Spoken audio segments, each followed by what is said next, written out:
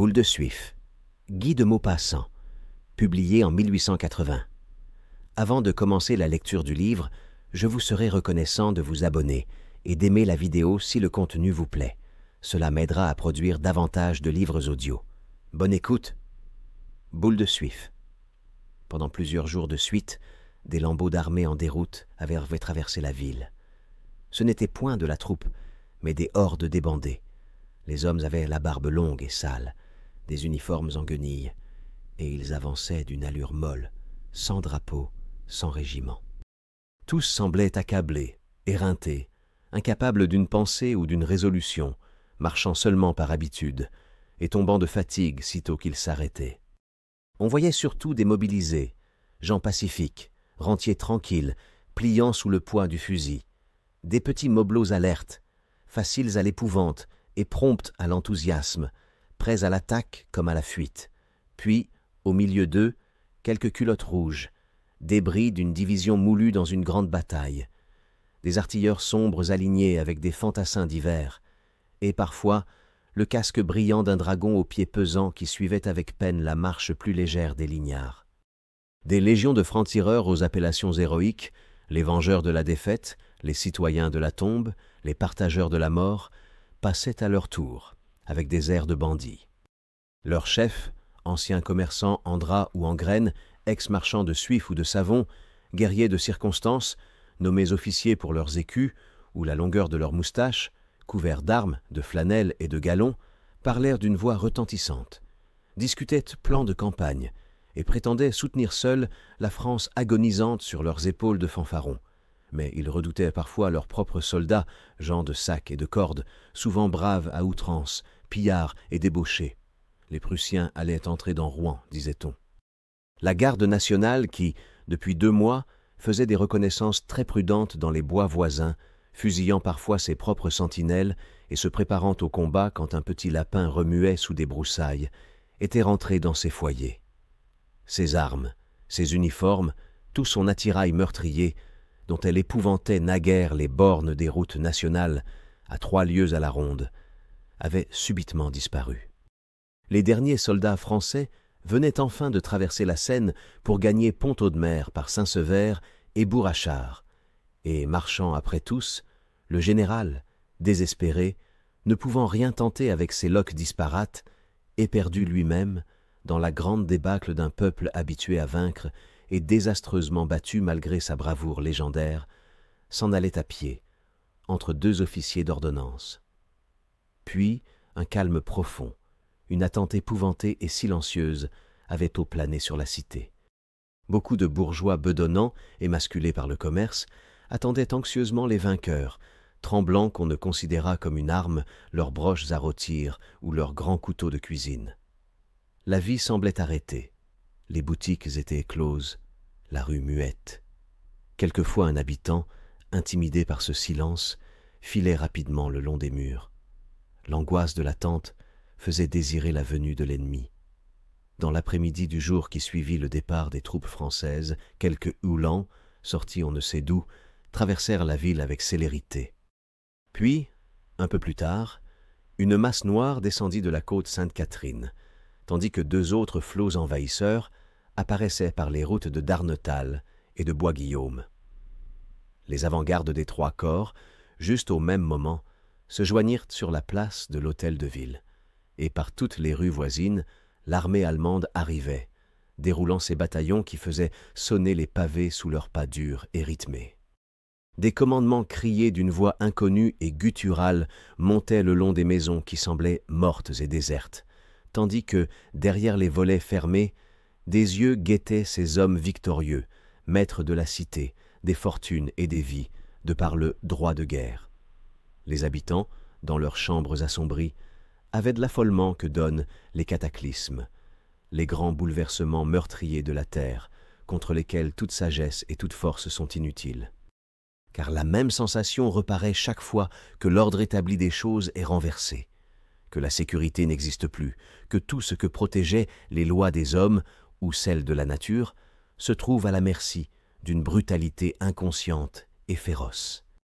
Le tremblement de terre écrasant sous les maisons croulantes un peuple entier, le fleuve débordé qui roule les paysans noyés avec les cadavres des bœufs et les poutres arrachées aux toits, ou l'armée glorieuse massacrant ceux qui se défendent, emmenant les autres prisonniers, pillant au nom du sabre et remerciant un Dieu au son du canon, sont autant de fléaux effrayants qui déconcertent toute croyance à la justice éternelle, toute la confiance qu'on nous enseigne en la protection du ciel et en la raison de l'homme. Mais à chaque porte des petits détachements frappaient puis disparaissaient dans les maisons. C'était l'occupation après l'invasion. Le devoir commençait pour les vaincus de se montrer gracieux envers les vainqueurs. Au bout de quelque temps, une fois la première terreur disparue, un calme nouveau s'établit. Dans beaucoup de familles, l'officier prussien mangeait à table. Il était parfois bien élevé et, par politesse, plaignait la France, disait sa répugnance en prenant part à cette guerre. On lui était reconnaissant de ce sentiment, puis on pouvait, un jour ou l'autre, avoir besoin de sa protection. En le ménageant, on obtiendrait peut-être quelques hommes de moins à nourrir. Et pourquoi blesser quelqu'un dont on dépendait tout à fait? Agir ainsi serait moins de la bravoure que de la témérité. Et la témérité n'est plus un défaut des bourgeois de Rouen, comme au temps des défenses héroïques où s'illustra leur cité. On se disait enfin, raison suprême tirée de l'urbanité française, qu'il demeurait bien permis d'être poli dans son intérieur, pourvu qu'on ne se montrât pas familier, en public, avec le soldat étranger. Au dehors, on ne se connaissait plus, mais dans la maison, on causait volontiers, et l'Allemand demeurait plus longtemps, chaque soir, à se chauffer au foyer commun. La ville même reprenait peu à peu de son aspect ordinaire. Les Français ne sortaient guère encore, mais les soldats prussiens grouillaient dans les rues. Du reste, les officiers de hussards bleus, qui traînaient avec arrogance leurs grands outils de mort sur le pavé, ne semblaient pas avoir pour les simples citoyens énormément plus de mépris que les officiers de chasseurs, qui, l'année d'avant, buvaient au même café. Il y avait cependant quelque chose dans l'air, quelque chose de subtil et d'inconnu, une atmosphère étrangère intolérable, comme une odeur répandue, l'odeur de l'invasion. Elle emplissait les demeures et les places publiques, changeait le goût des aliments, donnait l'impression d'être en voyage, très loin, chez des tribus barbares et dangereuses. Les vainqueurs exigeaient de l'argent, beaucoup d'argent. Les habitants payaient toujours. Ils étaient riches d'ailleurs. Mais plus un négociant normand devient opulent, et plus il souffre de tout sacrifice, de toute parcelle de sa fortune qu'il voit passer aux mains d'un autre. Cependant, à 2 ou 3 lieues sous la ville, en suivant le cours de la rivière, vers Croisset, Dieppedalle ou Biessart, les mariniers et les pêcheurs ramenaient souvent du fond de l'eau quelques cadavres d'Allemands gonflés dans son uniforme, tués d'un coup de couteau ou de savate, la tête écrasée par une pierre, ou jetés à l'eau d'une poussée du haut d'un pont. Les vases du fleuve ensevelissaient ces vengeances obscures, sauvages et légitimes, héroïsmes inconnus, attaques muettes, plus périlleuses que les batailles au grand jour, et sans le retentissement de la gloire. Car la haine de l'étranger arme toujours quelques intrépides, prêts à mourir pour une idée. Enfin, comme les envahisseurs, bien qu'assujettissant la ville à leur inflexible discipline, n'avaient accompli aucune des horreurs que la renommée leur faisait commettre tout le long de leur marche triomphale, on s'enhardit, et le besoin du négoce travailla de nouveau le cœur des commerçants du pays. Quelques-uns avaient de gros intérêts engagés au Havre que l'armée française occupait, et ils voulurent tenter de gagner ce port en allant par terre à Dieppe, où ils s'embarqueraient. On employa l'influence des officiers allemands, dont on avait fait la connaissance, et une autorisation de départ fut obtenue du général en chef. Donc, une grande diligence à 4 chevaux ayant été retenue pour ce voyage, et 10 personnes s'étant fait inscrire chez le voiturier, on résolut de partir un mardi matin, avant le jour, pour éviter tout rassemblement. Depuis quelque temps déjà, la gelée avait durci la terre, et le lundi, vers 3 heures, de gros nuages noirs venant du nord apportèrent la neige qui tomba sans interruption pendant toute la soirée et toute la nuit. À 4h30 du matin, les voyageurs se réunirent dans la cour de l'hôtel de Normandie, où l'on devait monter en voiture. Ils étaient encore pleins de sommeil, et grelottèrent de froid sous leurs couvertures. On se voyait mal dans l'obscurité, et l'entassement des lourds vêtements d'hiver faisait ressembler tous ces corps à des curés obèses avec leurs longues soutanes. Mais 2 hommes se reconnurent, un 3e les aborda, ils causèrent. « J'emmène ma femme, » dit l'un. « J'en fais autant. »« Et moi aussi. » Le premier ajouta. « Nous ne reviendrons pas à Rouen, et si les Prussiens approchent du Havre, nous gagnerons l'Angleterre. » Tous avaient les mêmes projets, étant de complexion semblable. Cependant, on n'attelait pas la voiture. Une petite lanterne, que portait un valet d'écurie, sortait de temps à autre d'une porte obscure pour disparaître immédiatement dans une autre. Des pieds de chevaux frappèrent la terre, amortis par le fumier des litières, et une voix d'homme parlant aux bêtes et jurant s'entendait au fond du bâtiment. Un léger murmure de grelots annonça qu'on remuait les harnais. Ce murmure devint bientôt un frémissement clair et continu, rythmé par le mouvement de l'animal, s'arrêtant parfois, puis reprenant dans une brusque secousse qu'accompagnait le bruit mat d'un sabot ferré battant le sol. La porte subitement se ferma. Tout bruit cessa. Les bourgeois gelés s'étaient tus. Ils demeuraient immobiles et roidis. Un rideau de flocons blancs, ininterrompu, miroitait sans cesse en descendant vers la terre. Il effaçait les formes, poudrait les choses d'une mousse de glace, et l'on n'entendait plus, dans le grand silence de la ville calme et ensevelie sous l'hiver, que ce froissement vague, innommable et flottant, de la neige qui tombe, plutôt sensation que bruit, entremêlement d'atomes légers qui semblaient emplir l'espace, couvrir le monde. L'homme reparut, avec sa lanterne, tirant au bout d'une corde un cheval triste qui ne venait pas volontiers. Il le plaça contre le timon, attacha les traits, tourna longtemps autour pour assurer les harnais, car il ne pouvait se servir que d'une main, l'autre portant sa lumière. Comme il allait chercher la seconde bête, il remarqua tous ces voyageurs immobiles, déjà blancs de neige, et leur dit « Pourquoi ne montez-vous pas dans la voiture? Vous serez à l'abri au moins. » Ils n'y avaient là pas songé, sans doute, et ils se précipitèrent. Les 3 hommes installèrent leurs femmes dans le fond, montèrent ensuite. Puis les autres formes indécises et voilées prirent à leur tour les dernières places sans échanger une parole. Le plancher était couvert de paille où les pieds s'enfoncèrent. Les dames du fond, ayant apporté des petites chaufferettes en cuivre avec un charbon chimique, allumèrent ces appareils, et, pendant quelque temps, à voix basse, elles en énumérèrent les avantages, se répétant des choses qu'elles savaient déjà depuis longtemps.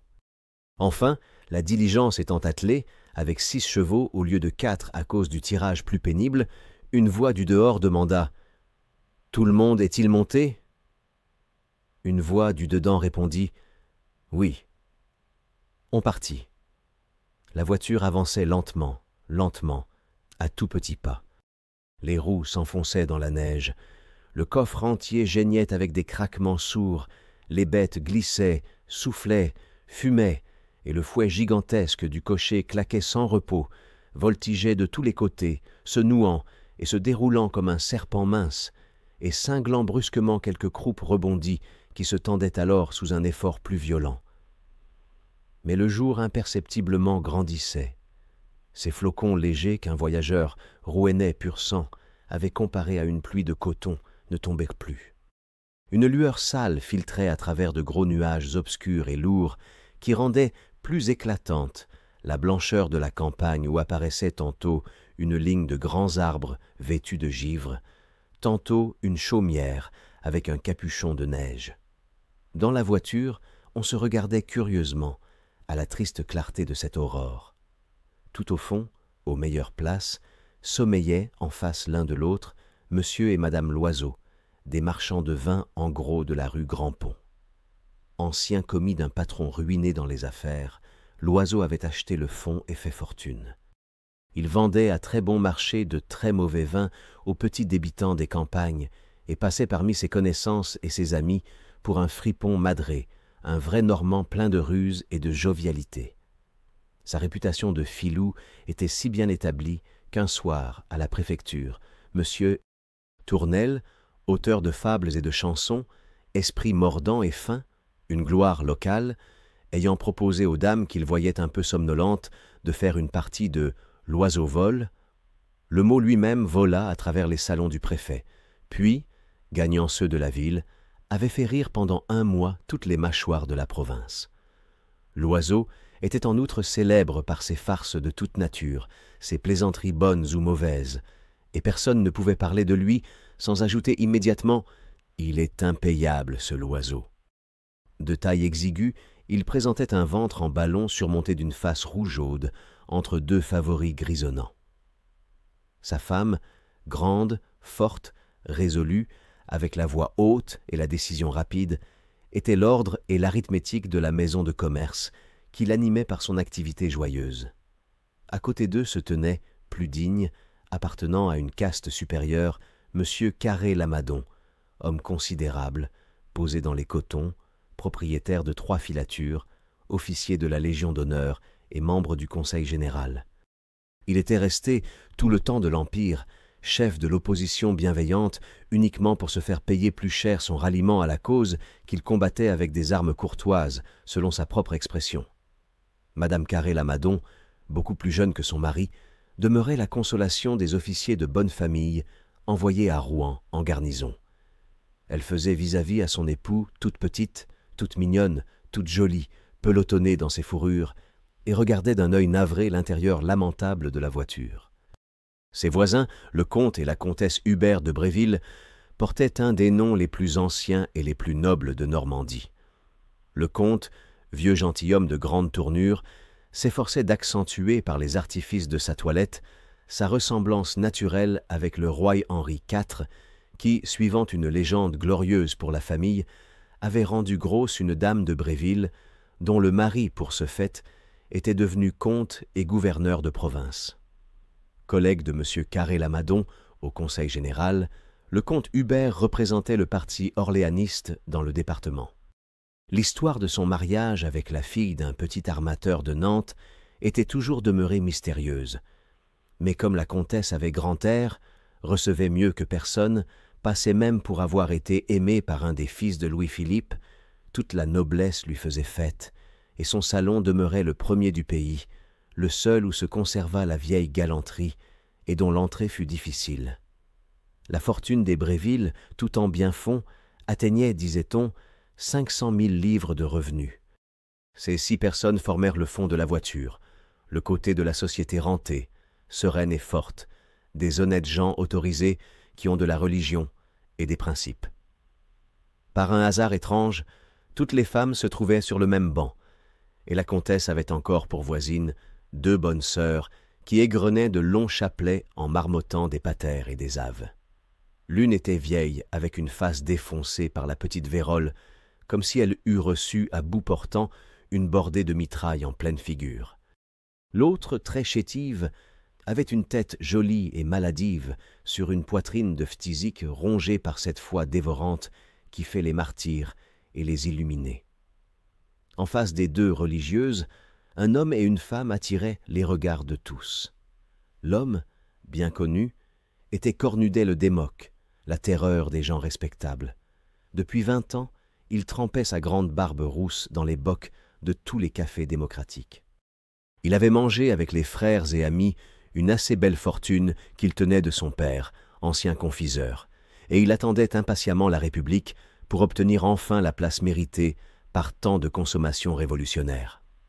Au 4 septembre, par suite d'une farce peut-être, il s'était cru nommé préfet, mais quand il voulut entrer en fonction, les garçons de bureau, demeurés seuls maîtres de la place, refusèrent de le reconnaître, ce qui le contraignit à la retraite. Fort bon garçon, du reste, inoffensif et serviable, il s'était occupé avec une ardeur incomparable d'organiser la défense. Il avait fait creuser des trous dans les plaines, coucher tous les jeunes arbres des forêts voisines, semer des pièges sur toutes les routes, et à l'approche de l'ennemi, satisfait de ses préparatifs, il s'était vivement replié vers la ville. Il pensait maintenant se rendre encore plus utile au Havre, où de nouveaux retranchements allaient être nécessaires. La femme, une de celles appelées galantes, était célèbre par son embonpoint précoce qui lui avait valu le surnom de boule de suif. Petite, ronde de partout, grasse à l'art, avec des doigts bouffis, étranglés aux phalanges, pareils à des chapelets de courtes saucisses, avec une peau luisante et tendue, une gorge énorme qui saillait sous sa robe, elle restait cependant appétissante et courue, tant sa fraîcheur faisait plaisir à voir. Sa figure était une pomme rouge, un bouton de pivoine prêt à fleurir, et là-dedans s'ouvraient, en haut, 2 yeux noirs magnifiques, ombragés de grands cils épais, qui mettaient une ombre dedans. En bas, une bouche charmante, étroite, humide pour le baiser, meublée de quenottes luisantes et microscopiques. Elle était de plus, disait-on, pleine de qualités inappréciables. Aussitôt qu'elle fut reconnue, des chuchotements coururent parmi les femmes honnêtes, et les mots de prostituée, de honte publique, furent chuchotés si haut qu'elle leva la tête. Alors elle promena sur ses voisins un regard tellement provoquant et hardi qu'un grand silence aussitôt régna, et tout le monde baissa les yeux, à l'exception de l'oiseau, qui la guettait d'un air émoustillé. Mais bientôt, la conversation reprit entre les 3 dames, que la présence de cette fille avait rendues subitement amies, presque intimes. Elles devaient en faire, leur semblait-il, comme un faisceau de leur dignité d'épouse en face de cette vendue sans vergogne, car l'amour légal le prend toujours de haut avec son libre confrère. Les 3 hommes aussi, rapprochés par un instinct de conservateur à l'aspect de Cornudet, parlaient argent d'un certain ton dédaigneux pour les pauvres. Le comte Hubert disait les dégâts que lui avaient fait subir les Prussiens, les pertes qui résultèrent du bétail volé et des récoltes perdues, avec une assurance de grand seigneur 10 fois millionnaire que ces ravages gêneraient à peine une année. M. Carré-Lamadon, fort éprouvé dans l'industrie cotonnière, avait eu soin d'envoyer 600 000 francs en Angleterre, une poire pour la soif qu'il se ménageait à toute occasion. Quant à l'oiseau, il s'était arrangé pour vendre à l'intendance française tous les vins communs qui lui restaient en cave, de sorte que l'État lui devait une somme formidable qu'il comptait bien toucher au Havre. Et tous les 3 se jetèrent des coups d'œil rapides et amicaux. Bien que de conditions différentes, ils se sentaient frères par l'argent, de la grande franc-maçonnerie de ceux qui possèdent, qui font sonner de l'or en mettant la main dans la poche de leur culotte. La voiture allait si lentement qu'à 10 heures du matin, on n'avait pas fait 4 lieues. Les hommes descendirent 3 fois pour monter des côtes à pied. On commençait à s'inquiéter, car on devait déjeuner à Tôtes, et l'on désespérait maintenant d'y parvenir avant la nuit. Chacun guettait pour apercevoir un cabaret sur la route, quand la diligence sombra dans un amoncellement de neige, et il fallut 2 heures pour la dégager. L'appétit grandissait, troublait les esprits, et aucune gargote, aucun marchand de vin ne se montrait, l'approche des Prussiens et le passage des troupes françaises affamées ayant effrayé toutes les industries. Les messieurs coururent aux provisions dans les fermes au bord du chemin, mais ils n'y trouvèrent pas même de pain, car le paysan défiant cachait ses réserves dans la crainte d'être pillé par les soldats qui, n'ayant rien à se mettre sous la dent, prenaient par force ce qu'ils découvraient. Vers 1 heure de l'après-midi, l'oiseau annonça que décidément il se sentait un rude creux dans l'estomac. Tout le monde souffrait comme lui depuis longtemps, et le violent besoin de manger, augmentant toujours, avait tué les conversations. De temps en temps, quelqu'un bâillait, un autre presque aussitôt l'imitait, et chacun, à tour de rôle, suivant son caractère, son savoir-vivre et sa position sociale, ouvrait la bouche avec fracas ou modestement, en portant vite sa main devant le trou béant d'où sortait une vapeur. Boule de Suif, à plusieurs reprises, se pencha comme si elle cherchait quelque chose sous ses jupons. Elle hésitait une seconde, regardait ses voisins, puis se redressait tranquillement. Les figures étaient pâles et crispées. L'oiseau affirma qu'il payerait 1000 francs un jambonneau. Sa femme fit un geste comme pour protester, puis elle se calma. Elle souffrait toujours en entendant parler d'argent gaspillé et ne comprenait même pas les plaisanteries sur ce sujet. « Le fait est que je ne me sens pas bien, » dit le comte. « Comment n'ai-je pas songé à apporter des provisions ?» Chacun se faisait le même reproche. Cependant, Cornudet avait une gourde pleine de rhum. Il en offrit, on refusa froidement. L'oiseau seul en accepta 2 gouttes, et lorsqu'il rendit la gourde, il remercia « C'est bon tout de même, ça réchauffe, et ça trompe l'appétit. » L'alcool le mit en belle humeur, et il proposa de faire comme sur le petit navire de la chanson, de manger le plus gras des voyageurs. Cette allusion indirecte à Boule de Suif choqua les gens bien élevés. On ne répondit pas. Cornudet seul eut un sourire. Les deux bonnes sœurs avaient cessé de marmotter leur rosaire, et les mains enfoncées dans leurs grandes manches, elles se tenaient immobiles, baissant obstinément les yeux, offrant sans doute au ciel la souffrance qu'il leur envoyait. Enfin, à 3 heures, comme on se trouvait au milieu d'une plaine interminable, sans un seul village en vue, Boule de Suif se baissant vivement, retira de sous la banquette un large panier couvert d'une serviette blanche. Elle en sortit d'abord une petite assiette de faïence, une fine timbale en argent, puis une vaste terrine dans laquelle 2 poulets entiers, tout découpés, avaient confit sous leur gelée. Et l'on apercevait encore dans le panier d'autres bonnes choses enveloppées, des pâtés, des fruits, des friandises, les provisions préparées pour un voyage de 3 jours, afin de ne point toucher à la cuisine des auberges.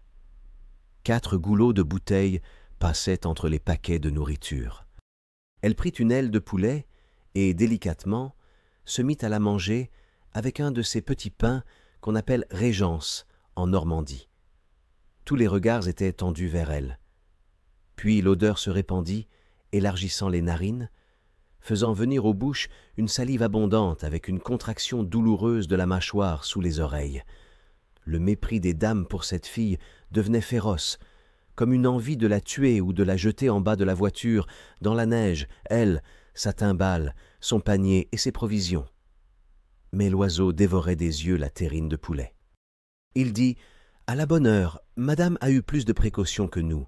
Il y a des personnes qui savent toujours penser à tout. » Elle leva la tête vers lui.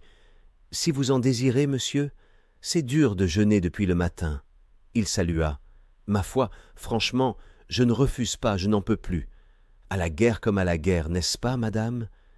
Et, jetant un regard circulaire, il ajouta « Dans des moments comme celui-ci, on est bien aise de trouver des gens qui vous obligent. » Il avait un journal qu'il étendit pour ne point tacher son pantalon, et sur la pointe d'un couteau toujours logé dans sa poche, il enleva une cuisse toute vernie de gelée, la dépeça des dents, puis la mâcha avec une satisfaction si évidente qu'il y eut dans la voiture un grand soupir de détresse.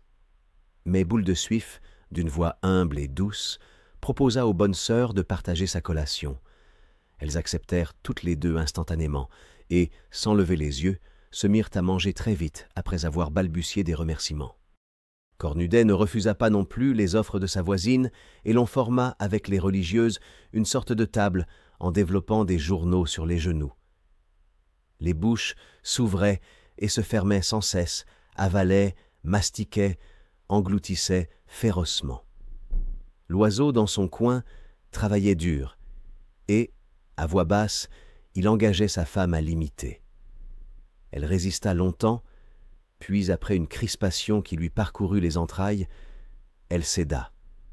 Alors son mari, arrondissant sa phrase, demanda à leur charmante compagne si elle lui permettait d'offrir un petit morceau à madame Loiseau. Elle dit « Mais oui, certainement, monsieur », avec un sourire aimable, et tendit la terrine. Un embarras se produisit lorsqu'on eut débouché la première bouteille de Bordeaux. Il n'y avait qu'une timbale.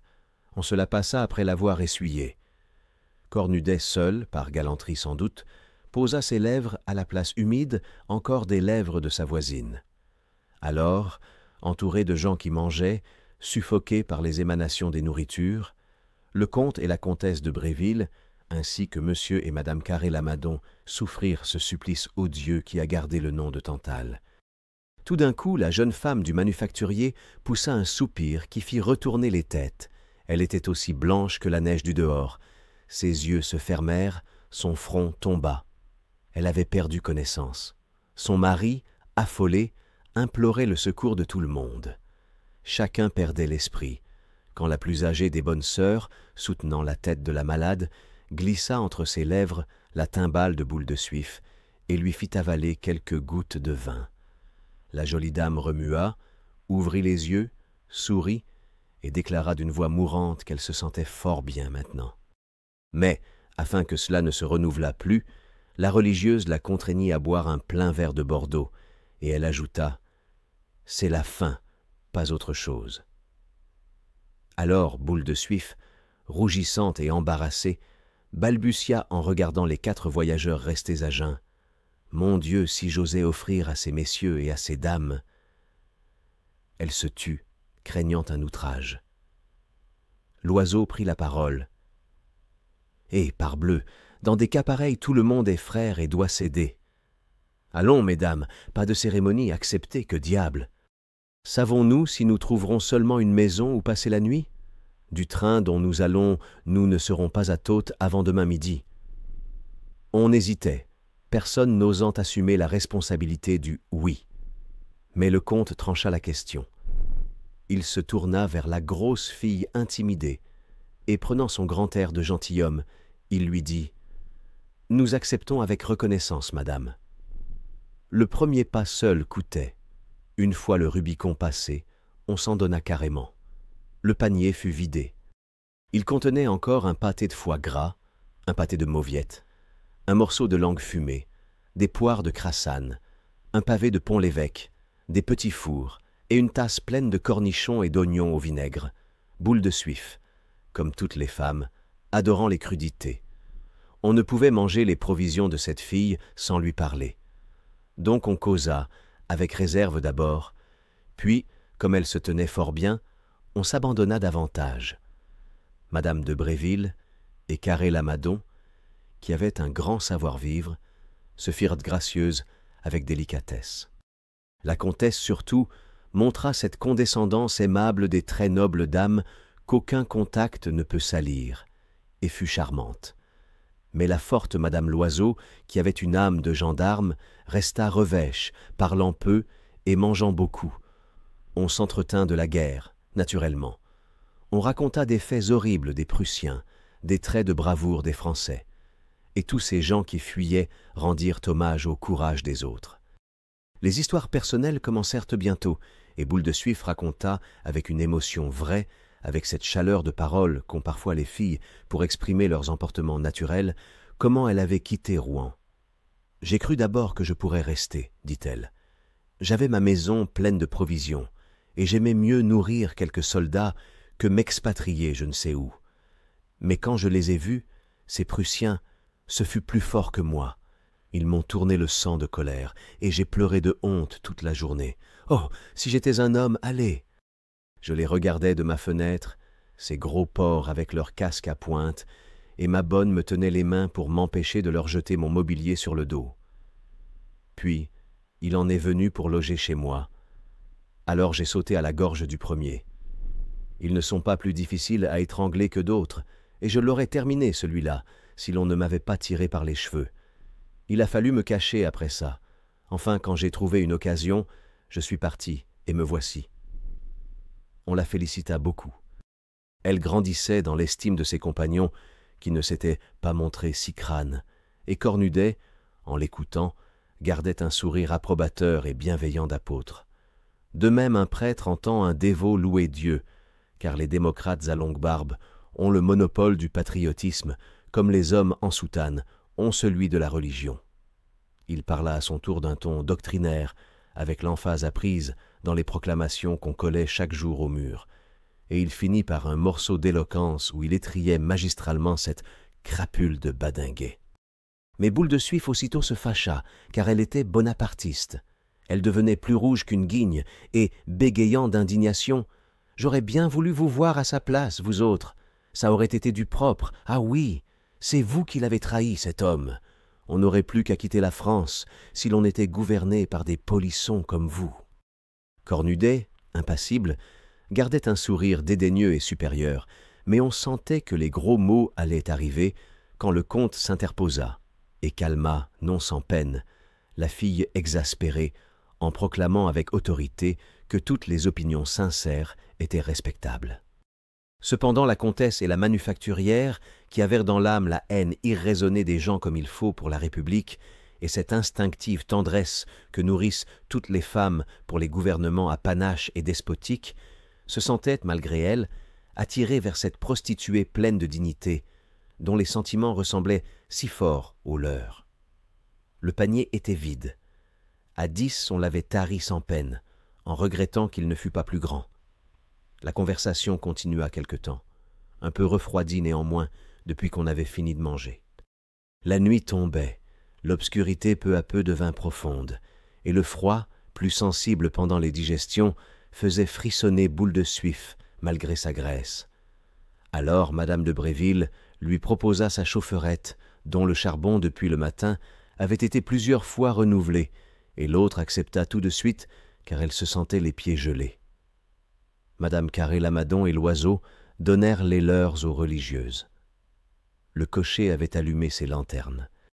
Elles éclairaient d'une lueur vive un nuage de buée au-dessus de la croupe en sueur des timoniers, et, des deux côtés de la route, la neige qui semblait se dérouler sous le reflet mobile des lumières. On ne distinguait plus rien dans la voiture, mais tout à coup, un mouvement se fit entre Boule de Suif et Cornudet, et l'oiseau, dont l'œil fouillait l'ombre, crut voir l'homme à la grande barbe s'écarter vivement, comme s'il eût reçu quelques bons coups lancés sans bruit. Des petits points de feu parurent en avant sur la route. C'était Tôtes.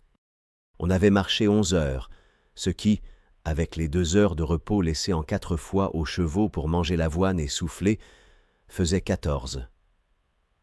On entra dans le bourg, et devant l'hôtel du commerce, on s'arrêta.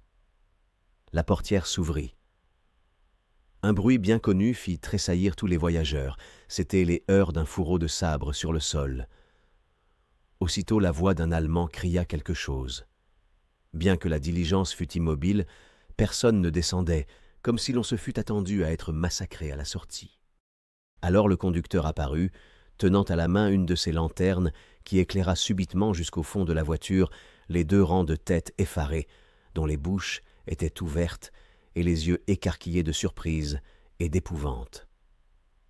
À côté du cocher se tenait, en pleine lumière, un officier allemand, un grand jeune homme excessivement mince et blond, serré dans son uniforme comme une fille en son corset, et portant sur le côté sa casquette plate et cirée qui le faisait ressembler au chasseur d'un hôtel anglais.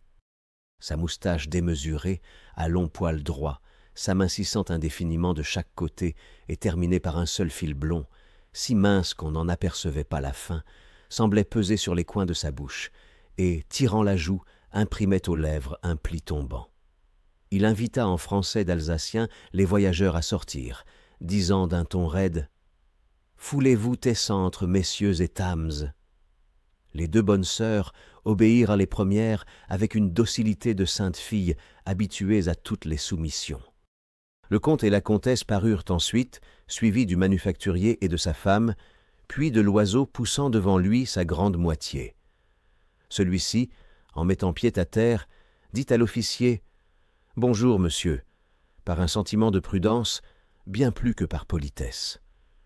L'autre, insolent comme les gens tout-puissants, le regarda sans répondre. Boule de Suif et Cornudet, bien que près de la portière, descendirent les derniers, graves et hautains devant l'ennemi. La grosse fille tâchait de se dominer et d'être calme. Le démoc tourmentait d'une main tragique et un peu tremblante sa longue barbe roussâtre. Il voulait garder de la dignité, comprenant qu'en ces rencontres-là, chacun représente un peu son pays.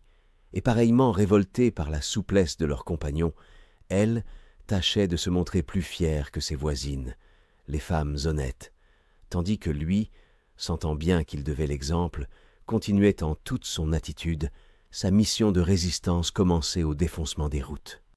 On entra dans la vaste cuisine de l'auberge et l'Allemand, s'étant fait présenter l'autorisation de départ, signée par le général en chef et où étaient mentionnés les noms, le signalement et la profession de chaque voyageur, examina longuement tout ce monde, comparant les personnes aux renseignements écrits.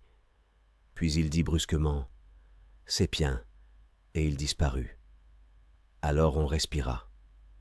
On avait faim encore. Le souper fut commandé. Une demi-heure était nécessaire pour l'apprêter, et pendant que 2 servantes avaient l'air de s'en occuper, on alla visiter les chambres. Elles se trouvaient toutes dans un long couloir que terminait une porte vitrée marquée d'un numéro parlant. Enfin, on allait se mettre à table quand le patron de l'auberge parut lui-même. C'était un ancien marchand de chevaux, un gros homme asthmatique, qui avait toujours des sifflements, des enrouements, des chants de glaire dans le larynx. Son père lui avait transmis le nom de Folonvi. Il demanda « Mademoiselle Élisabeth Rousset ?» Boule de Suif tressaillit, se retourna. « C'est moi. »« Mademoiselle, l'officier prussien veut vous parler immédiatement. »« À moi ?»« Oui, si vous êtes bien mademoiselle Élisabeth Rousset. » Elle se troubla, réfléchit une seconde, puis déclara carrément « C'est possible, mais je n'irai pas. » Un mouvement se fit autour d'elle. Chacun discutait, cherchait la cause de cet ordre. Le comte s'approcha. « Vous avez tort, madame, car votre refus peut amener des difficultés considérables, non seulement pour vous, mais même pour tous vos compagnons. Il ne faut jamais résister aux gens qui sont les plus forts. Cette démarche, assurément, ne peut présenter aucun danger. C'est sans doute pour quelque formalité oubliée. » Tout le monde se joignit à lui. On la pria, on la pressa, on la sermonna, et l'on finit par la convaincre, car tous redoutaient les complications qui pourraient résulter d'un coup de tête. Elle dit enfin « C'est pour vous que je le fais, bien sûr. » La comtesse lui prit la main, et nous vous remercions. Elle sortit. On l'attendit pour se mettre à table. Chacun se désolait de n'avoir pas été demandé à la place de cette fille violente et irascible, et préparait mentalement des platitudes pour le cas où on l'appellerait à son tour. Mais au bout de 10 minutes, elle reparut, soufflant, rouge à suffoquer, exaspérée. Elle balbutiait « Oh, la canaille, la canaille !» Tous s'empressaient pour savoir, mais elle ne dit rien. Et comme le comte insistait, elle répondit avec une grande dignité « Non, cela ne vous regarde pas, je ne peux pas parler. » Alors, on s'assit autour d'une haute soupière d'où sortait un parfum de choux. Malgré cette alerte, le souper fut gai. Le cidre était bon, le ménage Loiseau et les bonnes sœurs en prirent par économie. Les autres demandèrent du vin. Cornudet réclama de la bière. Il avait une façon particulière de déboucher la bouteille, de faire mousser le liquide, de le considérer en penchant le verre, qu'il élevait ensuite entre la lampe et son œil pour bien apprécier la couleur. Quand il buvait, sa grande barbe, qui avait gardé la nuance de son breuvage aimé, semblait tressaillir de tendresse. Ses yeux louchaient pour ne point perdre de vue sa chope, et il avait l'air de remplir l'unique fonction pour laquelle il était né. On eût dit qu'il établissait en son esprit un rapprochement et comme une affinité entre les deux grandes passions qui occupaient toute sa vie, le pale ale et la Révolution, et assurément il ne pouvait déguster l'un sans songer à l'autre. Monsieur et Madame Follenvie dînaient tout au bout de la table. L'homme, râlant comme une locomotive crevée, avait trop de tirage dans la poitrine pour pouvoir parler en mangeant, mais la femme ne se taisait jamais. Elle raconta toutes ses impressions à l'arrivée des Prussiens, ce qu'ils faisaient, ce qu'ils disaient, les exécrant, d'abord parce qu'ils lui coûtaient de l'argent, et ensuite parce qu'elle avait 2 fils à l'armée. Elle s'adressait surtout à la comtesse, flattée de causer avec une dame de qualité. Puis elle baissait la voix pour dire des choses délicates, et son mari, de temps en temps, l'interrompait. « Tu ferais mieux de te taire, Madame Follenvie. » Mais elle n'en tenait aucun compte, et continuait. « Oui, madame, ces gens-là, ça ne fait que manger des pommes de terre et du cochon, et puis du cochon et des pommes de terre. Et il ne faut pas croire qu'ils sont propres. Oh non, ils ordurent partout, sauf le respect que je vous dois. Et si vous les voyez faire l'exercice pendant des heures et des jours, ils sont là tous dans un champ, et marchent en avant, et marchent en arrière, et tournent par-ci, et tournent par-là. S'ils cultivaient la terre au moins, ou s'ils travaillaient aux routes dans leur pays. Mais non, madame, ces militaires, ça n'est profitable à personne. Faut-il que le pauvre peuple les nourrisse pour n'apprendre rien qu'à massacrer? Je ne suis qu'une vieille femme sans éducation, c'est vrai, mais en les voyant qui s'esquintent le tempérament à piétiner du matin au soir, je me dis, quand il y a des gens qui font tant de découvertes pour être utiles, faut-il que d'autres se donnent tant de mal pour être nuisibles? Vraiment, n'est-ce pas une abomination de tuer des gens qu'ils soient prussiens, ou bien anglais, ou bien polonais, ou bien français? Si l'on se revenge sur quelqu'un qui vous a fait tort, c'est mal, puisqu'on vous condamne. Mais quand on extermine nos garçons comme du gibier, avec des fusils, c'est donc bien, puisqu'on donne des décorations à celui qui en détruit le plus. Non, voyez-vous, je ne comprendrai jamais ça. Cornudet éleva la voix. La guerre est une barbarie quand on attaque un voisin paisible. C'est un devoir sacré quand on défend la patrie. La vieille femme baissa la tête. Oui, quand on se défend, c'est autre chose. Mais si l'on ne devrait pas plutôt tuer tous les rois qui font ça pour leur plaisir? L'œil de Cornudet s'enflamma. « Bravo, citoyenne, dit-il. » M. Carré-Lamadon réfléchissait profondément. Bien qu'il fût fanatique des illustres capitaines, le bon sens de cette paysanne le faisait songer à l'opulence qu'apporterait, dans un pays tant de bras inoccupés et par conséquent ruineux, tant de forces qu'on entretient improductives, si on les employait aux grands travaux industriels qu'il faudra des siècles pour achever. Mais l'oiseau, quittant sa place, alla causer tout bas avec l'aubergiste. Le gros homme riait, toussait, crachait, son énorme ventre sautillait de joie aux plaisanteries de son voisin, et il lui acheta 6 feuillettes de Bordeaux pour le printemps, quand les Prussiens seraient repartis. Le souper à peine achevé, comme on était brisé de fatigue, on se coucha. Cependant l'oiseau, qui avait observé les choses, fit mettre au lit son épouse, puis colla tantôt son oreille et tantôt son œil au trou de la serrure, pour tâcher de découvrir ce qu'il appelait les mystères du corridor. Au bout d'1 heure environ, il entendit un frôlement, regarda bien vite, et aperçut Boule de Suif, qui paraissait plus replète encore, sous un peignoir de cachemire bleu, brodé de dentelle blanche. Elle tenait un bougeoir à la main et se dirigeait vers le gros numéro tout au fond du couloir. Mais une porte, à côté, s'entr'ouvrit, et quand elle revint au bout de quelques minutes, Cornudet, en bretelles, la suivait. Ils parlaient bas, puis ils s'arrêtèrent. Boule de Suif semblait défendre l'entrée de sa chambre avec énergie. L'oiseau, malheureusement, n'entendait pas les paroles, mais à la fin, comme ils élevaient la voix, il put en saisir quelques-unes. Cornudet insistait avec vivacité. Il disait « Voyons, vous êtes bête, qu'est-ce que ça vous fait ?» Elle avait l'air indignée et répondit « Non, mon cher, il y a des moments où ces choses-là ne se font pas, et puis, ici, ce serait une honte. » Il ne comprenait point, sans doute, et demanda pourquoi. Alors elle s'emporta, élevant encore le ton. « Pourquoi? Vous ne comprenez pas pourquoi? » « Comprenez. Quand il y a des Prussiens dans la maison, dans la chambre à côté, peut-être. » Il se tut. Cette pudeur patriotique de catin qui ne se laissait point caresser près de l'ennemi dut réveiller en son cœur sa dignité défaillante, car, après l'avoir seulement embrassé, il regagna sa porte à pas de loup. L'oiseau, très allumé, quitta la serrure, battit un entrechat dans sa chambre, mit son madras, souleva le drap sous lequel gisait la dure carcasse de sa compagne, qui l'éveilla d'un baiser en murmurant « M'aimes-tu, chérie ?» Alors toute la maison devint silencieuse. Mais bientôt s'éleva quelque part, dans une direction indéterminée qui pouvait être la cave aussi bien que le grenier, un ronflement puissant, monotone, régulier, un bruit sourd et prolongé, avec des tremblements de chaudière sous pression. M. Follenvie dormait. Comme on avait décidé qu'on partirait à 8 heures le lendemain, tout le monde se trouva dans la cuisine, mais la voiture, dont la bâche avait un toit de neige, se dressait solitaire au milieu de la cour, sans chevaux et sans conducteur. On chercha en vain celui-ci dans les écuries, dans les fourrages, dans les remises. Alors tous les hommes se résolurent à battre le pays, et ils sortirent.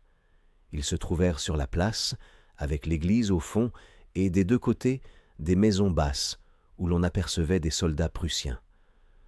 Le premier qu'ils virent épluchait des pommes de terre. Le second, plus loin, lavait la boutique du coiffeur. Un autre, barbu jusqu'aux yeux, embrassait un mioche qui pleurait et le berçait sur ses genoux pour tâcher de l'apaiser. Et les grosses paysannes, dont les hommes étaient à « l'armée de la guerre », indiquaient par signe à leurs vainqueurs obéissants le travail qu'il fallait entreprendre, fendre du bois, tremper la soupe, moudre le café. Un d'eux même lavait le linge de son hôtesse, une aïeule tout impotente. Le comte, étonné, interrogea le bedeau qui sortait du presbytère. Le vieux rat d'église lui répondit « Oh, ceux-là ne sont pas méchants. C'est pas des Prussiens à ce qu'on dit. Ils sont de plus loin, je ne sais pas bien d'où, et ils ont tous laissé une femme et des enfants au pays. Ça ne les amuse pas, la guerre. Allez, je suis sûr qu'on pleure bien aussi là-bas après les hommes. Et ça fournira une fameuse misère chez eux comme chez nous. Ici encore, on n'est pas trop malheureux pour le moment, parce qu'ils ne font pas de mal et qu'ils travaillent comme s'ils étaient dans leur maison. Voyez-vous, monsieur, entre pauvres gens, faut bien qu'on cède.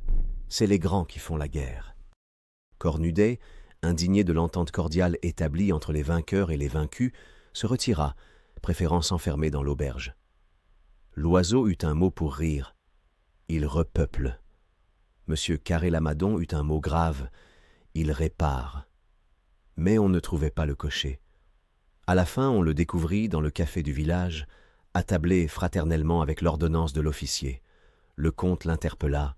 « Ne vous avait-on pas donné l'ordre d'atteler pour 8 heures ? » ?»« Ah, bien oui, mais on m'en a donné un autre depuis. »« Lequel ? » ?»« De ne pas atteler du tout. »« Qui vous a donné cet ordre ? » ?»« Ma foi, le commandant prussien. »« Pourquoi ? » ?»« Je n'en sais rien. Allez lui demander. On me défend d'atteler, moi je n'attelle pas. » »« Voilà. C'est lui-même qui vous a dit cela ? » ?»« Non, monsieur, c'est l'aubergiste qui m'a donné l'ordre de sa part. »« Quand ça ? » ?»« Hier soir, comme j'allais me coucher. » Les 3 hommes rentrèrent fort inquiets. On demanda M. Follenvie, mais la servante répondit que monsieur, à cause de son asthme, ne se levait jamais avant 10 heures. Il avait même formellement défendu de le réveiller plus tôt, excepté en cas d'incendie. On voulut voir l'officier, mais cela était impossible absolument. Bien qu'il logeât dans l'auberge, M. Follenvie seul était autorisé à lui parler pour les affaires civiles. Alors on attendit. Les femmes remontèrent dans leur chambre et des futilités les occupèrent. Cornudet s'installa sous la haute cheminée de la cuisine où flambait un grand feu. Il se fit apporter là une des petites tables du café, une canette, et il tira sa pipe qui jouissait parmi les démocrates d'une considération presque égale à la sienne, comme si elle avait servi la patrie en servant à Cornudet.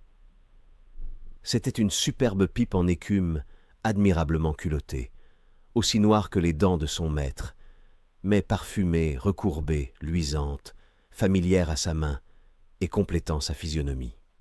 Et il demeura immobile, les yeux tantôt fixés sur la flamme du foyer, tantôt sur la mousse qui couronnait sa chope, et chaque fois qu'il avait bu, il passait d'un air satisfait ses longs doigts maigres dans ses longs cheveux gras, pendant qu'il humait sa moustache frangée d'écume.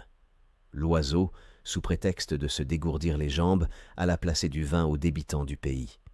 Le comte et le manufacturier se mirent à causer politique. Ils prévoyaient l'avenir de la France. L'un croyait au d'Orléans, l'autre à un sauveur inconnu, un héros qui se révélerait quand tout serait désespéré. Un du Guesclin, une Jeanne d'Arc peut-être, ou un autre Napoléon Ier. Ah, si le prince impérial n'était pas si jeune. Cornudet, les écoutant, souriait en homme qui sait le mot des destinées. Sa pipe embaumait la cuisine. Comme 10 heures sonnaient, M. Follenvie parut. On l'interrogea bien vite, mais il ne put que répéter 2 ou 3 fois, sans une variante, ces paroles. L'officier m'a dit comme ça, « Monsieur Follenvie, vous défendrez qu'on attelle demain la voiture de ces voyageurs. Je ne veux pas qu'ils partent sans mon ordre. Vous entendez ? Ça suffit. » Alors on voulut voir l'officier. Le comte lui envoya sa carte, où M. Carré-Lamadon ajouta son nom et tous ses titres. Le Prussien fit répondre qu'il admettrait ces 2 hommes à lui parler quand il aurait déjeuné, c'est-à-dire vers 1 heure. Les dames reparurent, et l'on mangea quelque peu, malgré l'inquiétude. Boule de Suif semblait malade et prodigieusement troublée. On achevait le café quand l'ordonnance vint chercher ces messieurs. Loiseau se joignit aux 2 premiers, mais comme on essayait d'entraîner Cornudet pour donner plus de solennité à leur démarche, il déclara fièrement qu'il entendait n'avoir jamais aucun rapport avec les Allemands, et il se remit dans sa cheminée, demandant une autre canette. Les 3 hommes montèrent et furent introduits dans la plus belle chambre de l'auberge où l'officier les reçut, étendu dans un fauteuil, les pieds sur la cheminée, fumant une longue pipe de porcelaine et enveloppé par une robe de chambre flamboyante, dérobée sans doute dans la demeure abandonnée de quelques bourgeois de mauvais goût. Il ne se leva pas, ne les salua pas, ne les regarda pas. Il présentait un magnifique échantillon de la goujaterie naturelle aux militaires victorieux. Au bout de quelques instants, il dit enfin « Qu'est-ce que vous voulez? Le comte prit la parole. Nous désirons partir, monsieur. Non. Oserais-je vous demander la cause de ce refus? Parce que je ne veux pas. Je vous ferai respectueusement observer, monsieur, que votre général en chef nous a délivré une permission de départ pour gagner Dieppe. Et je ne pense pas que nous ayons rien fait pour mériter vos rigueurs. Je ne veux pas. Voilà tout. Vous pouvez descendre. S'étant inclinés tous les trois, ils se retirèrent. L'après-midi fut lamentable. On ne comprenait rien à ce caprice d'Allemand, et les idées les plus singulières troublèrent les têtes. Tout le monde se tenait dans la cuisine, et l'on discutait sans fin, imaginant des choses invraisemblables. On voulait peut-être les garder comme otages. Mais dans quel but? Ou les emmener prisonniers, ou plutôt leur demander une rançon considérable. À cette pensée, une panique les affola.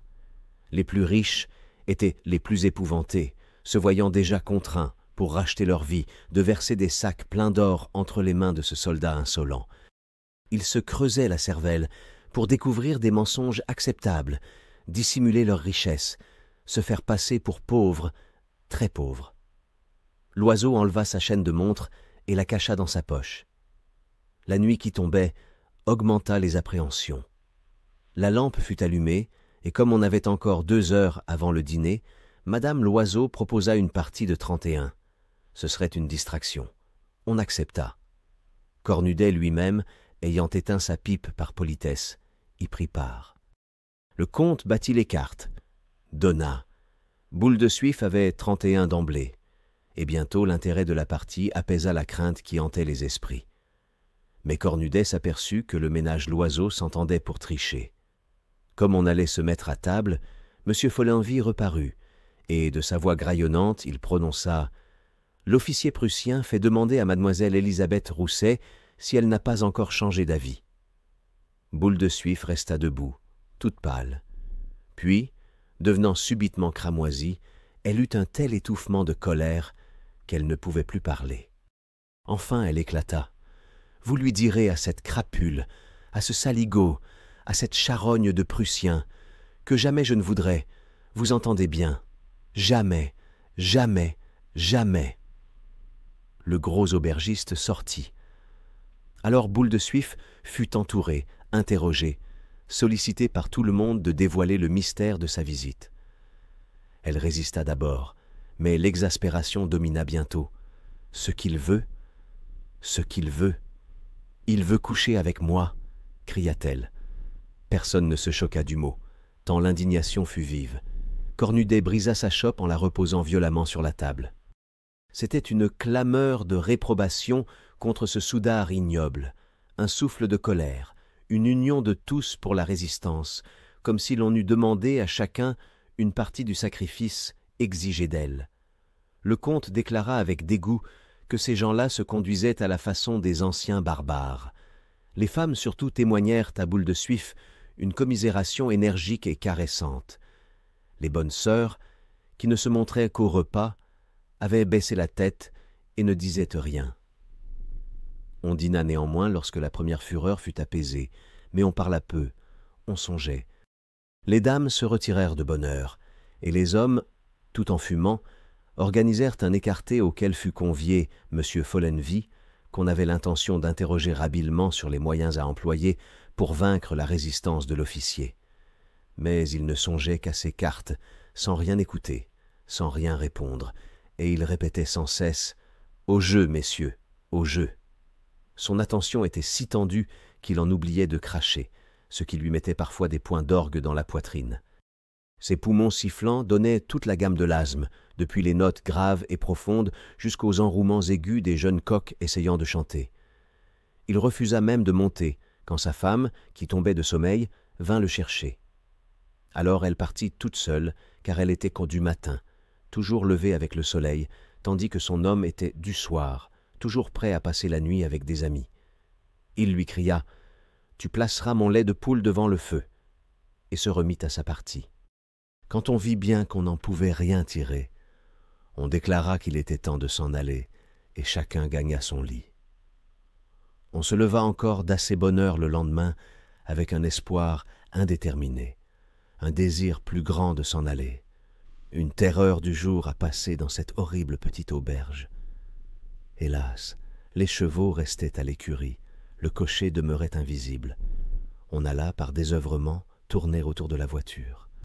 Le déjeuner fut bien triste, et il s'était produit comme un refroidissement vis-à-vis de Boule de Suif, car la nuit, qui porte conseil, avait un peu modifié les jugements.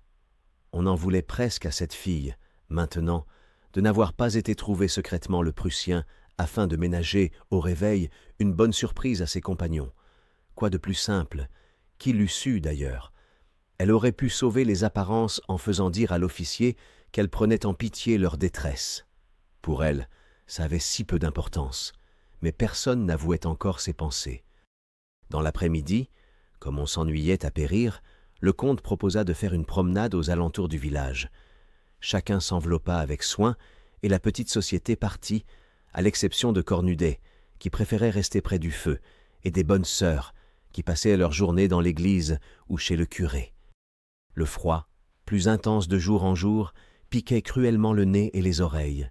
Les pieds devenaient si douloureux que chaque pas était une souffrance, et lorsque la campagne se découvrit, elle leur apparut si effroyablement lugubre sous cette blancheur illimitée que tout le monde aussitôt retourna, l'âme glacée et le cœur serré. Les 4 femmes marchèrent devant, les 3 hommes suivaient, un peu derrière. Loiseau, qui comprenait la situation, demanda tout à coup si cette garce-là allait les faire rester longtemps encore dans un pareil endroit. Le comte, toujours courtois, dit qu'on ne pouvait exiger d'une femme un sacrifice aussi pénible et qu'il devait venir d'elle-même. M. Carré-Lamadon remarqua que si les Français faisaient, comme il en était question, un retour offensif par Dieppe, la rencontre ne pourrait avoir lieu qu'à Tôtes. Cette réflexion rendit les 2 autres soucieux. « Si l'on se sauvait à pied, » dit Loiseau. Le comte haussa les épaules. « Y songez-vous, dans cette neige, avec nos femmes, et puis nous serions tout de suite poursuivis, rattrapés en 10 minutes, et ramenés prisonniers à la merci des soldats. » C'était vrai, on se tut. Les dames parlaient toilette, mais une certaine contrainte semblait les désunir. Tout à coup, au bout de la rue, l'officier parut. Sur la neige qui fermait l'horizon, il profilait sa grande taille de guêpe en uniforme et marchait, les genoux écartés, de ce mouvement particulier aux militaires qui s'efforcent de ne point maculer leurs bottes soigneusement cirées. Il s'inclina en passant près des dames et regarda dédaigneusement les hommes qui eurent, du reste, la dignité de ne point se découvrir, bien que Loiseau ébauchât un geste pour retirer sa coiffure. Boule de Suif était devenue rouge jusqu'aux oreilles, et les 3 femmes mariées ressentaient une grande humiliation d'être ainsi rencontrées par ce soldat, dans la compagnie de cette fille qui l'avait si cavalièrement traitée. Alors on parla de lui, de sa tournure, de son visage. Madame Carré-Lamadon, qui avait connu beaucoup d'officiers et qui les jugeait en connaisseur, trouvait celui-là pas mal du tout. Elle regrettait même qu'il ne fût pas français, parce qu'il ferait un fort joli hussard dont toutes les femmes assurément raffoleraient. Une fois rentré, on ne sut plus que faire. Des paroles aigres furent même échangées à propos de choses insignifiantes. Le dîner, silencieux, dura peu, et chacun monta se coucher, espérant dormir pour tuer le temps. On descendit le lendemain avec des visages fatigués et des cœurs exaspérés. Les femmes parlaient à peine à Boule de Suif. Une cloche tinta. C'était pour un baptême. La grosse fille avait un enfant élevé chez des paysans d'Yvetot. Elle ne le voyait pas une fois l'an, et n'y songeait jamais. Mais la pensée de celui qu'on allait baptiser lui jeta au cœur une tendresse subite et violente pour le sien, et elle voulut absolument assister à la cérémonie. Aussitôt qu'elle fut partie, tout le monde se regarda, puis on rapprocha les chaises, car on sentait bien qu'à la fin, il fallait décider quelque chose. Loiseau eut une inspiration. Il était d'avis de proposer à l'officier de garder Boule de Suif toute seule et de laisser partir les autres. Monsieur Follenvie se chargea encore de la commission, mais il redescendit presque aussitôt. L'Allemand, qui connaissait la nature humaine, l'avait mis à la porte. Il prétendait retenir tout le monde tant que son désir ne serait pas satisfait. Alors, le tempérament populacier de madame Loiseau éclata.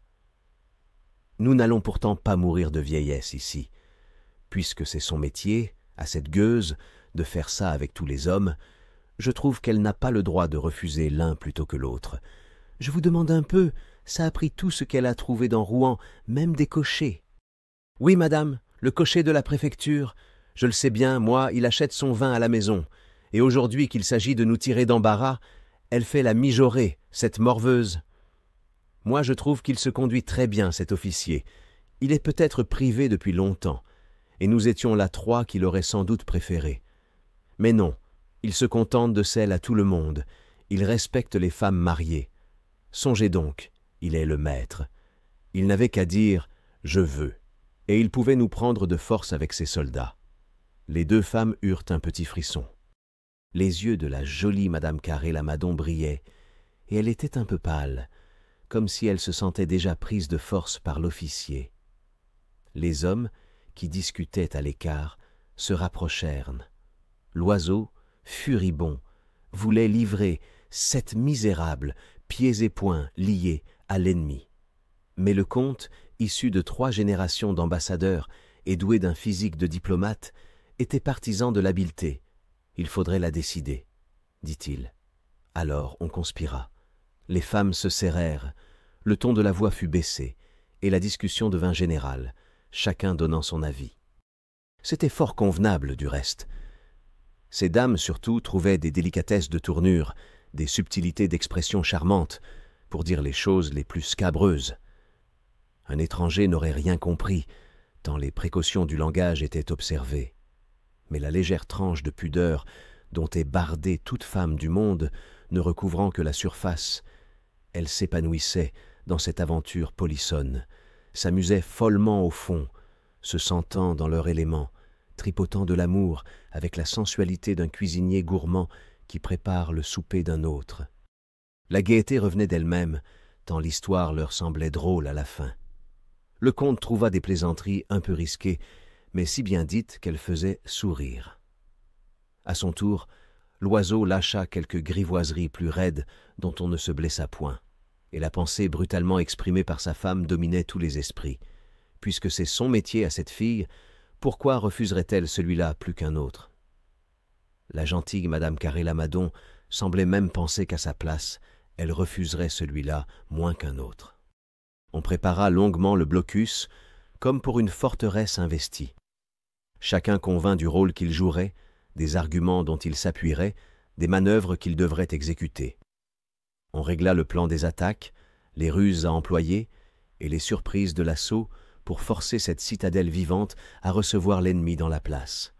Cornudet cependant restait à l'écart, complètement étranger à cette affaire. Une attention si profonde tendait les esprits qu'on n'entendit point rentrer Boule de Suif. Mais le comte souffla un léger « chut » qui fit relever tous les yeux. Elle était là. On se tut brusquement et un certain embarras empêcha d'abord de lui parler. La comtesse, plus assouplie que les autres aux duplicités des salons, l'interrogea. Était-ce amusant, ce baptême? La grosse fille, encore émue, raconta tout, et les figures, et les attitudes, et l'aspect même de l'église. Elle ajouta « C'est si bon de prier quelquefois ». Cependant, jusqu'au déjeuner, ces dames se contentèrent d'être aimables avec elle, pour augmenter sa confiance et sa docilité à leurs conseils. Aussitôt à table, on commença les approches. Ce fut d'abord une conversation vague sur le dévouement. On cita des exemples anciens, Judith et Holoferne, puis, sans aucune raison, Lucrèce avec Sextus, Cléopâtre faisant passer par sa couche tous les généraux ennemis et les réduisant à des servilités d'esclaves. Alors se déroula une histoire fantaisiste, éclose dans l'imagination de ces millionnaires ignorants, où les citoyennes de Rome allaient endormir à Capoue Hannibal entre leurs bras, et, avec lui, ses lieutenants, et les phalanges des mercenaires. On cita toutes les femmes qui ont arrêté des conquérants, fait de leur corps un champ de bataille, un moyen de dominer, une arme, qui ont vaincu par leurs caresses héroïques des êtres hideux ou détestés, et sacrifié leur chasteté à la vengeance et au dévouement. On parla même en termes voilés de cette Anglaise de grande famille qui s'était laissé inoculer une horrible et contagieuse maladie pour la transmettre à Bonaparte, sauvée miraculeusement, par une faiblesse subite à l'heure du rendez-vous fatal. Et tout cela s'était raconté d'une façon convenable et modérée, où parfois éclatait un enthousiasme voulu propre à exciter l'émulation. On aurait pu croire, à la fin, que le seul rôle de la femme, ici-bas, était un perpétuel sacrifice de sa personne, un abandon continu aux caprices des soldatesques. Les deux bonnes sœurs ne semblèrent point entendre, perdues en des pensées profondes. Boule de Suif ne disait rien. Pendant toute l'après-midi, on la laissa réfléchir. Mais au lieu de l'appeler « Madame », comme on avait fait jusque-là, on lui disait simplement « Mademoiselle », sans que personne sût bien pourquoi, comme si l'on avait voulu la faire descendre d'un degré dans l'estime qu'elle avait escaladée, lui faire sentir sa situation honteuse. Au moment où l'on servit le potage, M. Follenvie reparut, répétant sa phrase de la veille. L'officier prussien fait demander à mademoiselle Élisabeth Rousset si elle n'a point encore changé d'avis. Boule de Suif répondit sèchement « Non, monsieur ». Mais au dîner, la coalition faiblit. Loiseau eut 3 phrases malheureuses. Chacun se battait les flancs pour découvrir des exemples nouveaux et ne trouvait rien, quand la comtesse, sans préméditation peut-être, éprouvant un vague besoin de rendre hommage à la religion, interrogea la plus âgée des bonnes sœurs sur les grands faits de la vie des saints. Or, beaucoup avaient commis des actes qui seraient des crimes à nos yeux, mais l'Église absout sans peine ces forfaits, quand ils sont accomplis pour la gloire de Dieu ou pour le bien du prochain. C'était un argument puissant. La comtesse en profita. Alors, soit par une de ces ententes tacites, de ces complaisances voilées, où excelle quiconque porte un habit ecclésiastique, soit simplement par l'effet d'une inintelligence heureuse, d'une secourable bêtise, la vieille religieuse apporta à la conspiration un formidable appui. On la croyait timide, elle se montra hardie, verbeuse, violente. Celle-là n'était pas troublée par les tâtonnements de la casuistique. Sa doctrine semblait une barre de fer, sa foi n'hésitait jamais, sa conscience n'avait point de scrupules. Elle trouvait tout simple le sacrifice d'Abraham, car elle aurait immédiatement tué père et mère sur un ordre venu d'en haut, et rien, à son avis, ne pouvait déplaire au Seigneur quand l'intention était louable. La comtesse, mettant à profit l'autorité sacrée de sa complice inattendue, lui fit faire comme une paraphrase édifiante de cet axiome de morale. La fin justifie les moyens. Elle l'interrogeait. « Alors, ma sœur, vous pensez que Dieu accepte toutes les voies et pardonne le fait quand le motif est pur ? Qui pourrait en douter, madame ? Une action blâmable en soi devient souvent méritoire par la pensée qui l'inspire. Et elle continuait ainsi, démêlant les volontés de Dieu, prévoyant ses décisions, le faisant s'intéresser à des choses qui, vraiment, ne le regardaient guère. Tout cela était enveloppé, habile, discret. Mais chaque parole de la sainte fille en cornette faisait brèche dans la résistance indignée de la courtisane.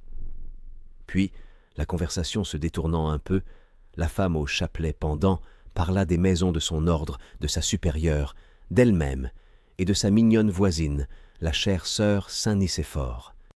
On les avait demandées au Havre pour soigner dans les hôpitaux des centaines de soldats atteints de la petite vérole. Elle les dépeignit, ces misérables, détailla leur maladie, et tandis qu'elles étaient arrêtées en route par les caprices de ce Prussien, un grand nombre de Français pouvaient mourir qu'elles auraient sauvés peut-être. C'était sa spécialité, à elle, de soigner les militaires. Elle avait été en Crimée, en Italie, en Autriche, et, racontant ses campagnes, elle se révéla tout à coup une de ces religieuses à tambour et à trompette, qui semblent faites pour suivre les camps, ramasser des blessés dans des remous des batailles, et, mieux qu'un chef, dompter d'un mot les grands soudards indisciplinés. Une vraie bonne sœur Rantan-Plan, dont la figure ravagée, crevée de trous sans nombre, paraissait une image des dévastations de la guerre. Personne ne dit rien après elle, tant l'effet semblait excellent. Aussitôt le repas terminé, on remonta bien vite dans les chambres pour ne descendre le lendemain qu'assez tard dans la matinée. Le déjeuner fut tranquille. On donnait à la graine semée la veille le temps de germer et de pousser ses fruits. La comtesse proposa de faire une promenade dans l'après-midi. Alors le comte, comme il était convenu, prit le bras de Boule de Suif et demeura derrière les autres avec elle. Il lui parla de ce ton familier, paternel, un peu dédaigneux, que les hommes posés emploient avec les filles, l'appelant « ma chère enfant », la traitant du haut de sa position sociale, de son honorabilité indiscutée. Il pénétra tout de suite au vif de la question. « Donc, vous préférez nous laisser ici, exposés comme vous-même à toutes les violences qui suivraient un échec des troupes prussiennes, plutôt que de consentir à une de ces complaisances que vous avez eues si souvent en votre vie ?» Boule de Suif ne répondit rien. Il la prit par la douceur, par le raisonnement, par les sentiments. Il sut rester « Monsieur le comte », tout en se montrant galant quand il le fallut, complimenteur, aimable, enfin. Il exalta le service qu'elle leur rendrait, parla de leur reconnaissance, puis soudain la tutoyant gaiement. « Et tu sais, ma chère, il pourrait se vanter d'avoir goûté d'une jolie fille, comme il n'en trouvera pas beaucoup dans son pays. » Boule de Suif ne répondit pas et rejoignit la société. Aussitôt rentrée, elle monta chez elle et ne reparut plus. L'inquiétude était extrême. Qu'allait-elle faire? Si elle résistait, quel embarras! L'heure du dîner sonna. On l'attendit en vain. M. Follenvie, entrant alors, annonça que Mademoiselle Rousset se sentait indisposée et qu'on pouvait se mettre à table. Tout le monde dressa l'oreille. Le comte s'approcha de l'aubergiste. Et tout bas, « Ça y est ?» ?»« Oui. » Par convenance, il ne dit rien à ses compagnons, mais il leur fit seulement un léger signe de la tête. Aussitôt, un grand soupir de soulagement sortit de toutes les poitrines. Une allégresse parut sur les visages. Loiseau cria « Saperlipopette !» Je paye du champagne si l'on en trouve dans l'établissement. Et Madame Loiseau eut une angoisse lorsque le patron revint avec 4 bouteilles aux mains. Chacun était devenu subitement communicatif et bruyant. Une joie égrillarde emplissait les cœurs. Le comte parut s'apercevoir que Madame Carré-Lamadon était charmante. Le manufacturier fit des compliments à la comtesse. La conversation fut vive, enjouée, pleine de traits. Tout à coup, Loiseau, la face anxieuse et levant les bras, hurla « Silence !» Tout le monde se tut, surpris, presque effrayé déjà. Alors il tendit l'oreille en faisant « Chut !»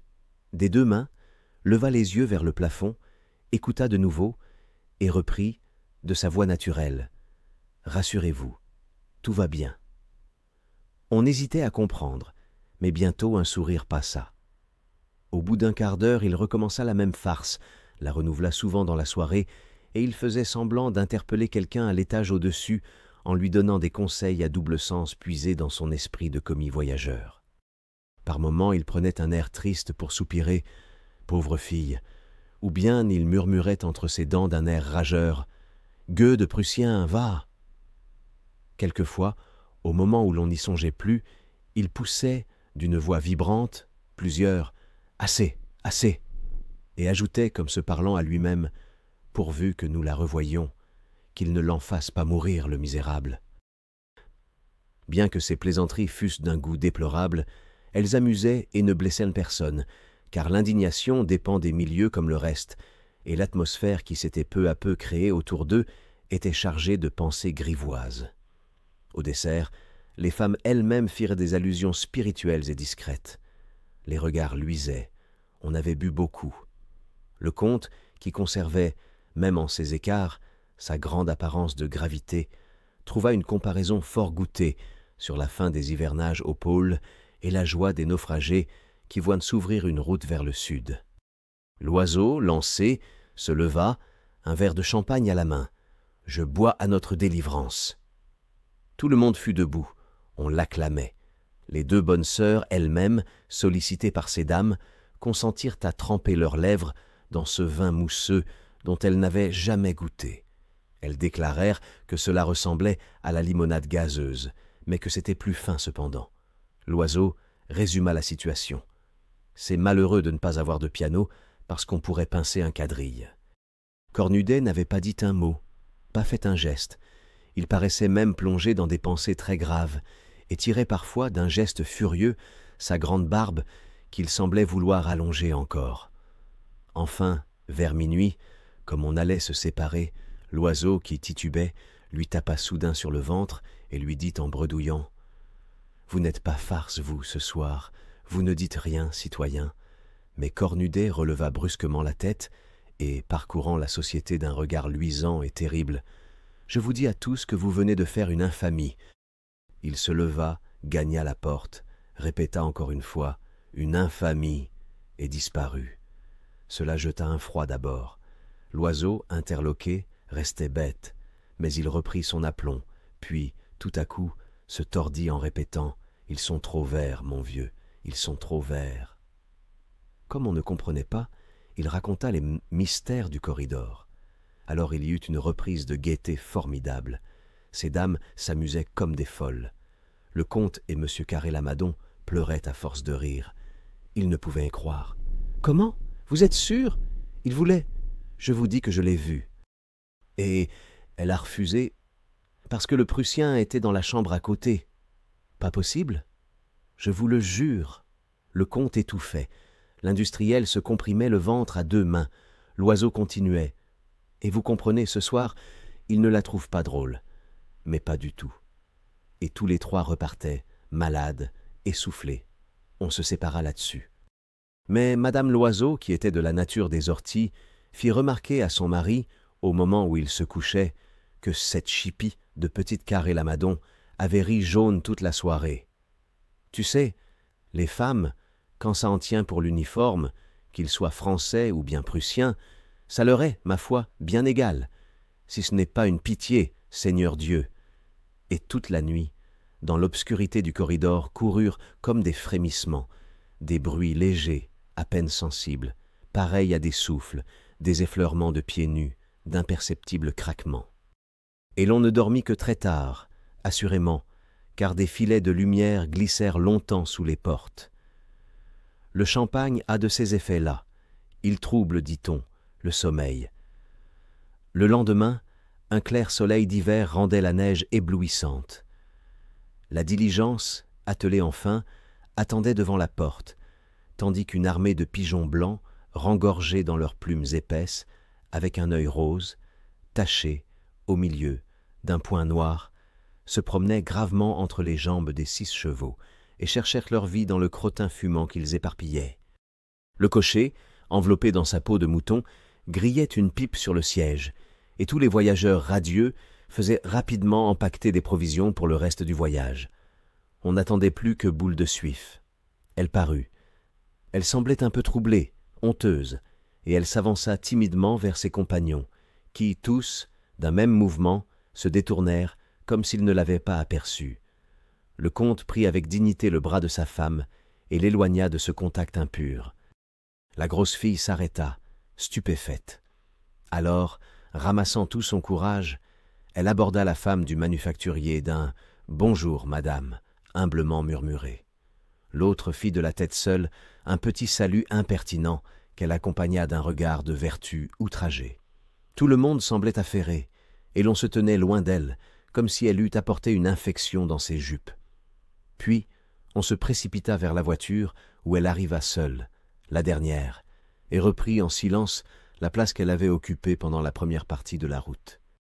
On semblait ne pas la voir, ne pas la connaître, mais Madame Loiseau, la considérant de loin avec indignation, dit à mi-voix à son mari « Heureusement que je ne suis pas à côté d'elle. » La lourde voiture s'ébranla et le voyage recommença. On ne parla point d'abord. Boule de Suif n'osait pas lever les yeux. Elle se sentait en même temps indignée contre tous ses voisins et humiliée d'avoir cédé, souillée par les baisers de ce Prussien entre les bras duquel on l'avait hypocritement jeté. Mais la comtesse, se tournant vers Madame Carré-Lamadon, rompit bientôt ce pénible silence. « Vous connaissez, je crois, Madame d'Étrelles ? » ?»« Oui, c'est une de mes amies. »« Quelle charmante femme, ravissante, une vraie nature d'élite, fort instruite d'ailleurs, et artiste jusqu'au bout des doigts. Elle chante à ravir et dessine dans la perfection. » Le manufacturier causait avec le comte, et au milieu du fracas des vitres, un mot parfois jaillissait. « Coupons, échéance, prime, à terme. L'oiseau qui avait chippé le vieux jeu de cartes de l'auberge, engraissé par 5 ans de frottement sur les tables mal essuyées, attaqua un bésigue avec sa femme. Les bonnes sœurs prirent à leur ceinture le long rosaire qui pendait, firent ensemble le signe de la croix, et tout à coup, leurs lèvres se mirent à remuer vivement, se hâtant de plus en plus, précipitant leurs vagues murmures comme pour une course d'Oremus. Et de temps en temps, elles baisaient une médaille, se signaient de nouveau, puis recommençaient leur marmottement rapide et continu. Cornudet songeait immobile. Au bout de 3 heures de route, l'oiseau ramassa ses cartes. « Il fait faim, dit-il. » Alors sa femme atteignit un paquet ficelé d'où elle fit sortir un morceau de veau froid. Elle le découpa proprement par tranches minces et fermes, et tous deux se mirent à manger. « Si nous en faisions autant, dit la comtesse. On y consentit, et elle déballa les provisions préparées pour les 2 ménages. C'était dans un de ces vases allongés, dont le couvercle porte un lièvre en faïence, pour indiquer qu'un lièvre en pâté gît au-dessous, une charcuterie succulente où de blanches rivières de lard traversaient la chair brune du gibier, mêlée à d'autres viandes hachées fin. Un beau carré de gruyère, apporté dans un journal, gardait imprimé « Faits divers » sur sa pâte onctueuse. Les 2 bonnes sœurs développèrent un rond de saucisson qui sentait l'ail, et Cornudet, plongeant les 2 mains en même temps dans les vastes poches de son paletot-sac, tira de l'une 4 œufs durs et de l'autre le crouton d'un pain. Il détacha la coque, la jeta sous ses pieds dans la paille et se mit à mordre à même les œufs, faisant tomber sur sa vaste barbe des parcelles de jaune clair qui semblaient, là-dedans, des étoiles. Boule de Suif, dans la hâte et l'effarement de son lever, n'avait pu songer à rien, et elle regardait, exaspérée, suffocant de rage, tous ces gens qui mangeaient placidement. Une colère tumultueuse la crispa d'abord, et elle ouvrit la bouche pour leur crier leurs faits avec un flot d'injures qui lui montait aux lèvres. Mais elle ne pouvait pas parler, tant l'exaspération l'étranglait. Personne ne la regardait, ne songeait à elle. Elle se sentait noyée dans le mépris de ces gredins honnêtes qu'il avait sacrifiés d'abord, rejetés ensuite, comme une chose malpropre et inutile. Alors elle songea à son grand panier tout plein de bonnes choses qu'ils avaient goulûment dévorées, à ses 2 poulets luisants de gelée, à ses pâtés, à ses poires, à ses 4 bouteilles de Bordeaux, et sa fureur tombant soudain, comme une corde trop tendue qui casse, elle se sentit prête à pleurer. Elle fit des efforts terribles, se raidit, avala ses sanglots comme les enfants, mais les pleurs montaient, luisaient au bord de ses paupières, et bientôt 2 grosses larmes, se détachant des yeux, roulèrent lentement sur ses joues. D'autres les suivirent, plus rapides, coulant comme des gouttes d'eau qui filtrent d'une roche et tombant régulièrement sur la courbe rebondie de sa poitrine.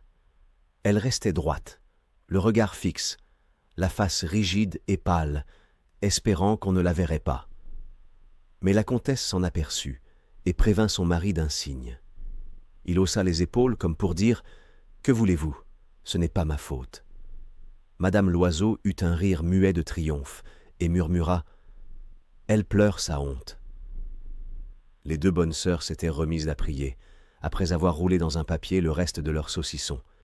Alors Cornudet, qui digérait ses œufs, étendit ses longues jambes sous la banquette d'en face, se renversa, croisa ses bras, sourit comme un homme qui vient de trouver une bonne farce, et se mit à siffloter la Marseillaise. Toutes les figures se rembrunirent. Le chant populaire, assurément, ne plaisait point à ses voisins. Ils devinrent nerveux, agacés, et avaient l'air prêts à hurler comme des chiens qui entendent un orgue de barbarie. Il s'en aperçut, ne s'arrêta plus. Parfois même il fredonnait les paroles « Amour sacré de la patrie »,« Conduis, soutiens, nos bras vengeurs »,« Liberté, liberté chérie, combat avec tes défenseurs ». On fuyait plus vite, la neige étant plus dure, et jusqu'à Dieppe, pendant les longues heures mornes du voyage, à travers les chaos du chemin, par la nuit tombante, puis dans l'obscurité profonde de la voiture, il continua, avec une obstination féroce, son sifflement vengeur et monotone, contraignant les esprits las et exaspérés à suivre le chant d'un bout à l'autre, à se rappeler chaque parole qu'ils appliquaient sur chaque mesure. Et Boule de Suif pleurait toujours, et parfois un sanglot qu'elle n'avait pu retenir passait entre deux couplets dans les ténèbres. Merci d'avoir écouté ce livre. J'espère qu'il vous aura plu. Si c'est le cas, n'hésitez pas à vous abonner et à aimer la vidéo. C'est très important pour me permettre de continuer à produire davantage de livres audio. À bientôt.